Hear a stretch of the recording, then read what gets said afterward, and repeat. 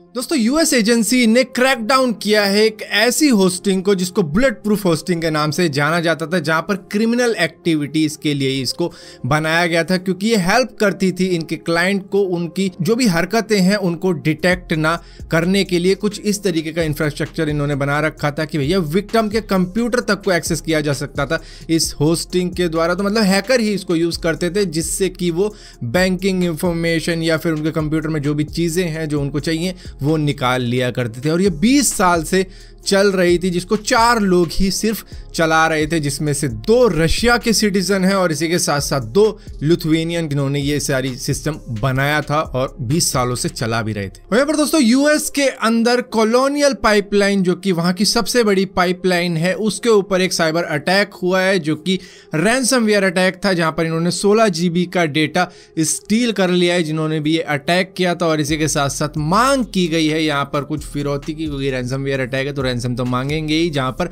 Emergency लगा दी है Joe Biden ने, क्योंकि यहाँ पर ये जो सबसे बड़ी फ्यूल पाइपलाइन थी जो कि अलग अलग पंप को फ्यूल सप्लाई किया करती थी, उसको कट डाउन कर दिया, क्योंकि सर्वर का कनेक्शन और इसी के साथ साथ सिस्टम पर कंट्रोल पा लिया था इन हैकर्स ने। और कुछ सिस्टम को तो इन्होंने बिल्कुल लॉक ही कर दिया और बाकी के सिस्टम ऑपरेटर्स ने ही खुद ब खुद लॉक कर दिए ताकि और ज्यादा डैमेज ना हो पाए। और फिलहाल के लिए वहां पर जो भी फ्यूल की व्यवस्था वगैरह होगी वो अब रोड के जरिए की जाएगी, ना कि इन पाइपलाइन के जरिए की जाएगी, जब तक ये सारी चीजें फिक्स नहीं हो जाती। दोस्तों जिस तरीके से एप्पल ने खुद का CPU तैयार किया है जिसको M1 के नाम से जानते हैं, उसी तरीके से अब वो 5G मॉडेम भी खुद का ही बनाने जा रहा है। दरअसल ये पहले डिपेंडेंट रहते थे इंटेल के ऊपर, इंटेल ने काफी ज्यादा डिले कर दिया अपने 5G मॉडेम के लिए, जिसके बाद में क्वालकॉम के पास चले गए और अब जाके इन्होंने फैसला किया कि भैया 2023 तक वो खुद का ही तैयार किया करेंगे और उनको किसी पे भी डिपेंडेंट रहने की जरूरत ही नहीं है। मतलब अपने आप में ये सारा कुछ अब खुद करने की सोच चुके हैं, ठान चुके हैं। और यहाँ पर दोस्तों अगर हम एप्पल की बात करें तो बात कर लेते हैं एयर टैग के बारे में, जो कि अभी रिसेंटली एप्पल ने लॉन्च किया है। लेकिन यहाँ पर सिक्योरिटी रिसर्च एक्सपर्ट थॉमस रॉथ का कहना है कि भैया इसको हैक किया जा सकता है, जो कि किसी भी एप्पल यूजर को किसी भी अननोन वेबसाइट पे लेके चली जाएगी। दरअसल यहाँ पर इसके फर्मवेयर के साथ में कुछ ऐसा खिलवाड़ किया जाएगा कि इसका NFC मॉडिफाई हो जाएगा, जिससे कि वो आपको मनचाही वेबसाइट पे लेके जा सकता है, जो कि हैकर चाहता है कि इस वेबसाइट पे इस बंदे को लेके जाया जाए। जहाँ पर आप अपने फोन को जैसे ही क्लोज में लेके जाते हो तो ये किसी मालवेयर या फिशिंग अटैक साइट पर आपको लेके जा सकता है और उसके बाद में जो भी चीजें हैकर करना चाहते हैं वैसा तो कर ही लेंगे अगर एक बार उस वेबसाइट पे लेके चलेगा, क्योंकि आपको लगेगा कि भैया ये तो जेन्युइन वेबसाइट है, ये तो एप्पल के प्रोडक्ट ने लेके गई है, लेकिन वो हैक हो चुका है और उसके बाद में वो आपको कहीं और ही लेके चला जाएगा, जहां पर मे बी आपकी बैंकिंग डिटेल भी आपके हाथ से जा सकती है। दोस्तों जिस तरीके से PC के ऊपर या मोबाइल के ऊपर डिस्कॉर्ड होता है जहां पर वॉइस चैट की जा सकती है एक पूरे लंबे चौड़े ग्रुप के साथ में, उसी तरीके से क्लब हाउस भी एक बहुत ही ज्यादा फेमस एप्लीकेशन है जो कि अभी आईफोन के ऊपर थी, लेकिन अब यूएस के अंदर ये एंड्रॉइड के ऊपर भी जा चुकी है। फिलहाल के लिए दूसरी कंट्रीज के अंदर भी आएगी, जहां पर आप वॉइस चैट कर सकते हो अपने मोबाइल पर ही कई सारे जनों के साथ में। और यहाँ पर दोस्तों एक ऑनलाइन सिक्योरिटी कंपनी है जिनका नाम नॉर्टन है, जिनके एंटीवायरस भी मौजूद है एंड्रॉइड के ऊपर, PC के ऊपर। इन्होंने एक रिपोर्ट जारी करी है कि भैया दुनिया के अंदर जितने भी साइबर अटैक हुए हैं पिछले 12 महीनों में, उसमें से 59% इंडियंस के ऊपर वो अटैक हुए थे, जो भी साइबर क्राइम वगैरह के थे। पिछले 12 महीनों का रिकॉर्ड बता रहे हैं, क्योंकि उस वक्त से कोविड-19 से ही लड़े जा रहे हैं और उसमें जो वर्क फ्रॉम होम चल रहा था ना, मतलब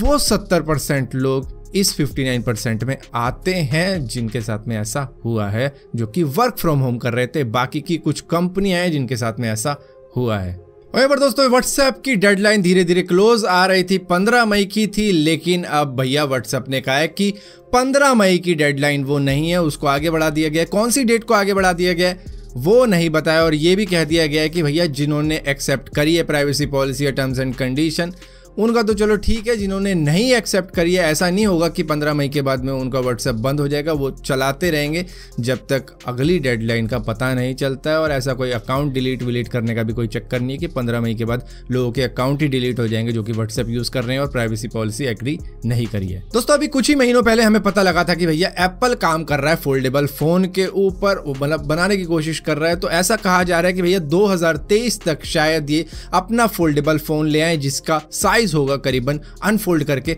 8 इंच का। और यहाँ पर दोस्तों जितने भी लोग PlayStation 5 का इंतजार कर रहे हैं बड़ी बेसब्री से, तो उनका इंतजार लंबा जाएगा, क्योंकि कहा जा रहा है कि भैया 2022 तक PS5 की शॉर्टेज रहेगी सारी दुनिया के अंदर। और यहाँ पर दोस्तों कोविड-19 के इस वक्त में जहां पर सबसे बुरा हाल सारी कंट्रीज को अगर देखा जाए तो इंडिया का चल रहा है, जहां पर ऑक्सीजन की सख्त कमी हो रखी है अलग अलग जगह के अलग अलग हॉस्पिटल्स के अंदर, और लोग ढूंढ रहे हैं भैया ऑक्सीजन वाले बेड्स। तो यहाँ पर गूगल मैप इसमें हेल्प करने वाला है। वो एक ऐसे टूल को टेस्ट कर रहा है जिसमें कि आप गूगल मैप के अंदर ही देख सकते हो कि किस जगह पर ऑक्सीजन बेड अवेलेबल है और किस जगह पर नहीं है, मतलब उस जगह पर फिल हो चुके हैं जितने भी बेड्स अवेलेबल थे। तो ये फीचर